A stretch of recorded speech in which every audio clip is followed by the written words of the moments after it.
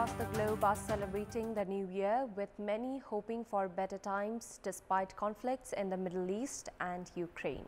Sydney and Auckland became the world's first major cities to welcome New Year 2024, with more than 1 million revelers cheering spectacular firework displays. Asia and Europe also joined the party with fireworks displays in major cities including Hong Kong, Athens, Berlin and Paris. We at Kantipur Television would also like to wish all our viewers a very happy and prosperous New Year 2024. Good morning, I'm Chitrakar and these are the headlines of the hour.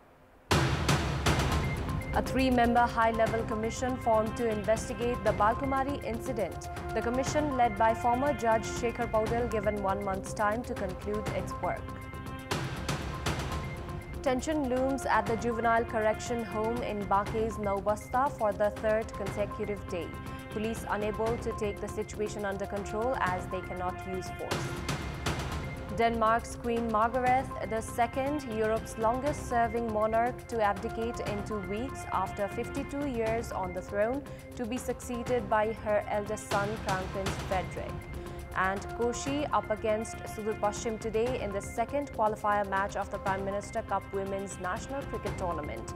Winner of today's match to clash against APF in the title decider. The government has formed a high-level probe commission under the coordination of former Judge Shekhar Paudel to investigate the Balkumari incident that had claimed the lives of 2 youths. The meeting of the Council of Ministers held earlier this morning at the Prime Minister's official residence in Balwatar formed a 3-member probe commission. The commission includes former Inspector General Arun BC and Secretary of the Ministry of Home Affairs Narayan Prasad Bhattarai. The commission has been allocated a deadline of 1 month to conclude the investigation. Prime Minister Dahal yesterday directed the Ministry of Home Affairs to furnish a proposal for the formation of the probe commission under the coordination of a former judge as per Section 2 of Article 3 of the Investigation Act 2026. 2 youths had been killed after the police used force during the protest by youths demanding for the participation in language test for employment in South Korea. Prior to this, the government had formed a 3-member investigation committee under the leadership of DIG Leela Mani Acharya to probe into the incident. The Chief District Officer of Lalitpur and Head of Police have been recalled by the Ministry of Home Affairs. Likewise, a Director of the EPS Korea branch has also been suspended. Police have arrested chairperson of Janata Party, C.K. Raut. Police had intervened and arrested various individuals, including Janata Party Chair C.K. Raut, who had entered the restricted area in Maitighar to mark the National Dhoti Day. A scuffle had been reported between the police and demonstrators. The government had imposed a ban on staging protests at the capital's Maitighar area.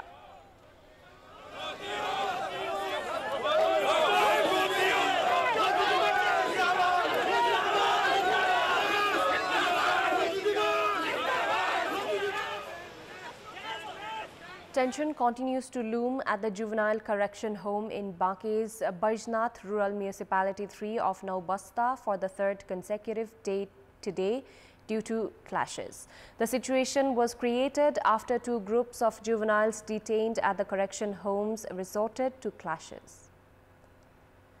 After the correction home administration transferred the juveniles to the correction home in Naubasta, the 2 groups have been clashing against each other for the past 3 days.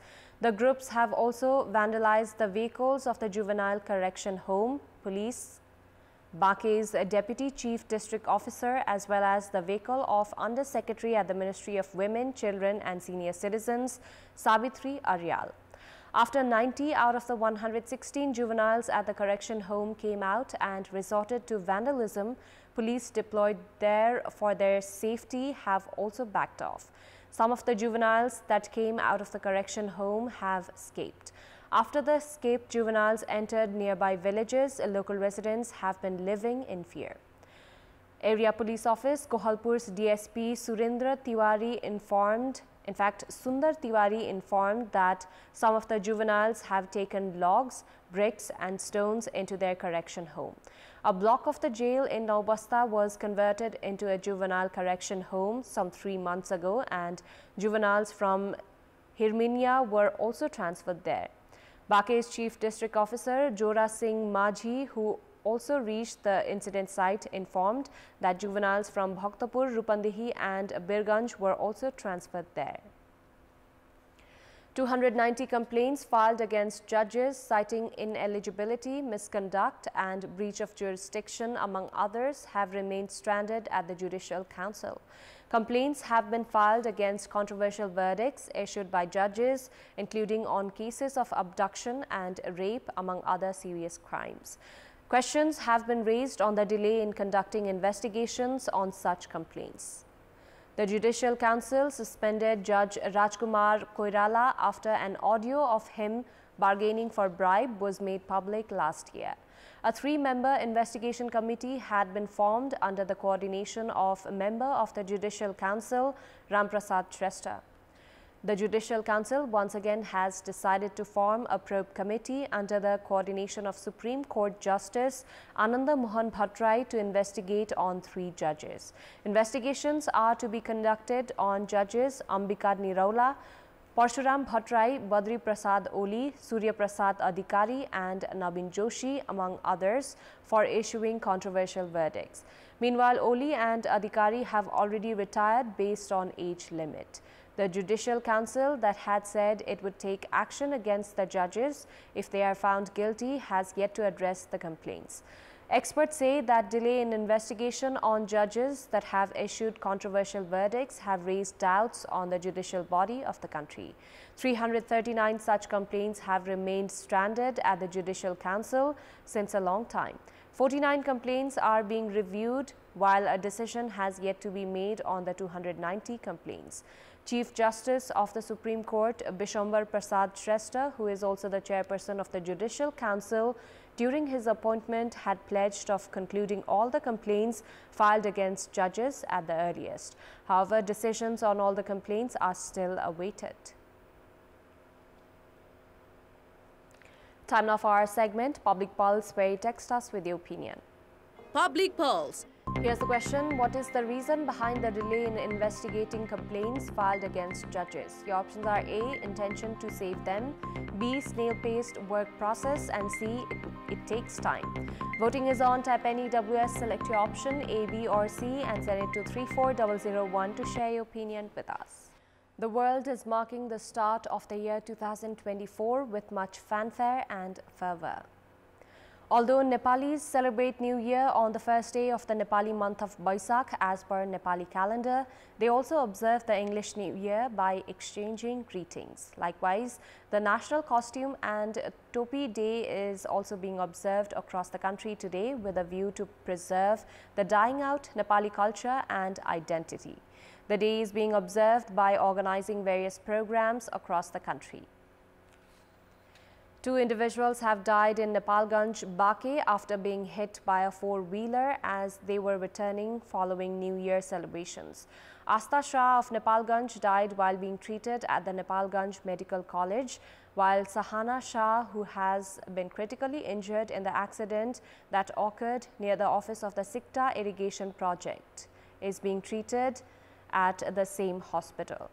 DSP of the District Police Administration, Narayan Dangi, said that another unidentified male has also died in the accident. Police have said that the driver of the vehicle has been arrested. In our Public Voice segment, we had asked people in several provinces what should be done to professionally operate airports that have been constructed but have yet to come into full operation. Let's take a look at what they had to say.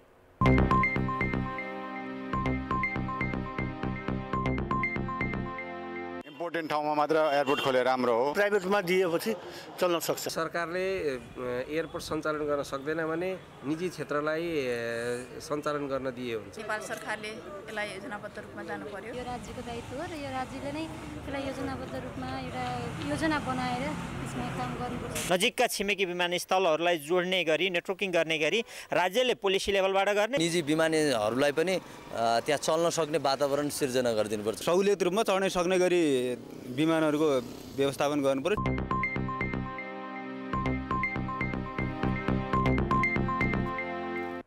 Time now for international update.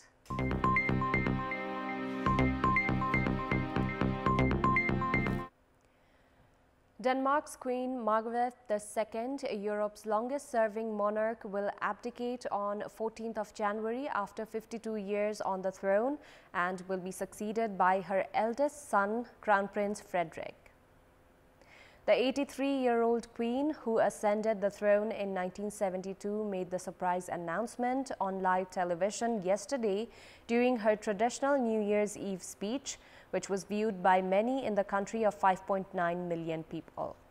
The Queen became the longest-serving monarch in Europe following the death of Britain's Queen Elizabeth II in September 2022.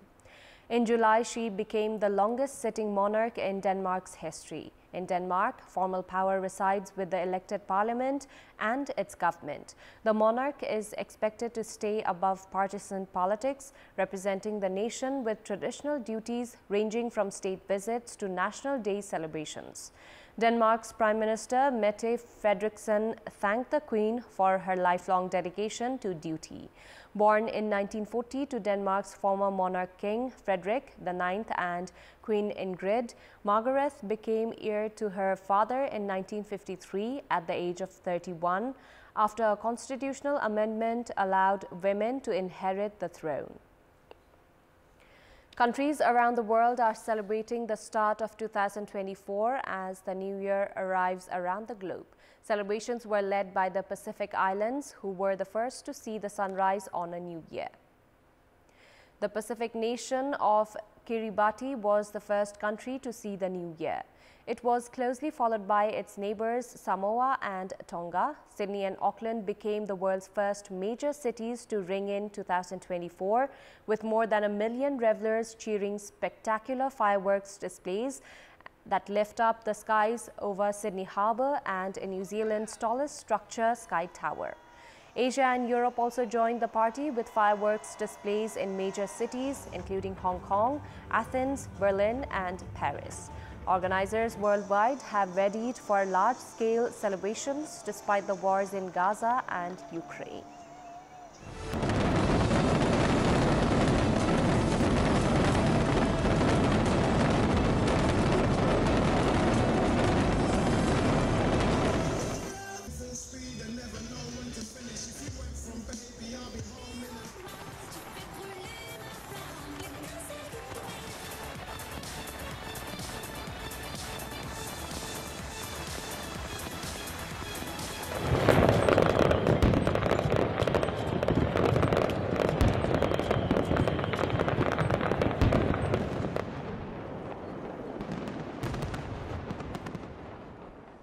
At the stroke of midnight, rockets fired from Gaza raced towards central Israel, triggering sirens throughout the central and southern parts of the country.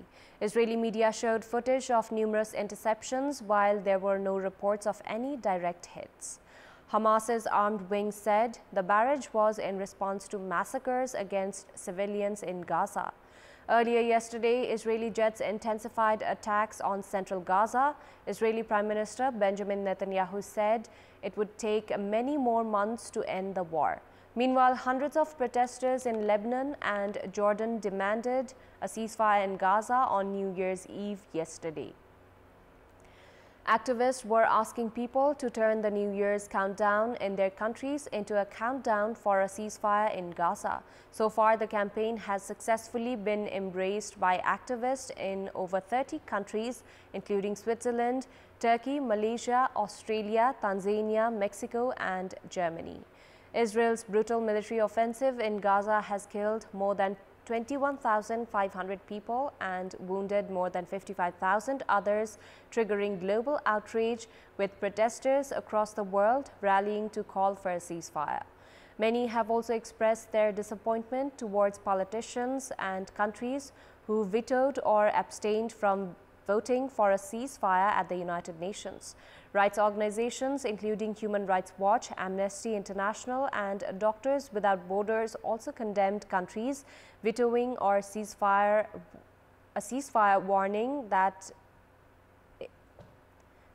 this would result in a humanitarian disaster. Yemen's Houthi militant movement yesterday said that 10 of their naval personnel were dead and missing after 3 of their boats were attacked by U.S. forces in the Red Sea. The U.S. military earlier said the Iran-aligned group, which has been attacking ships in the Red Sea for weeks in what it calls a response to Israel's war in Gaza, attacked a Maersk cargo ship on Saturday and yesterday.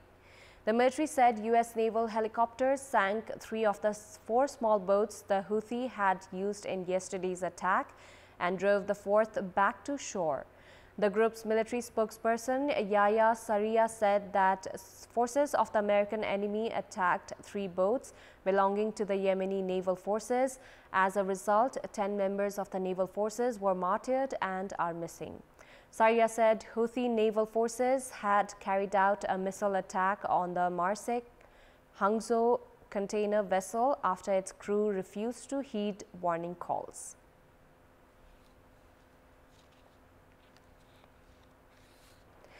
And before wrapping up, here's a look at the top stories once again. A 3-member high-level commission formed to investigate the Balkumari incident. The commission, led by former judge Shekhar Paudel, given 1 month's time to conclude its work. Tension looms at the juvenile correction home in Bake's Naubasta for the 3rd consecutive day. Police unable to take the situation under control as they cannot use force. Denmark's Queen Margaret, the 2nd Europe's longest-serving monarch, to abdicate in 2 weeks after 52 years on the throne, to be succeeded by her eldest son, Crown Prince Frederick. And Sudur Pashchim batting first against Koshi in the 2nd qualifier match of the PM Cup Women's National Cricket Tournament. Winner of today's match to clash against APF in the title decider. That's all for the moment. Thank you for watching. Happy New Year.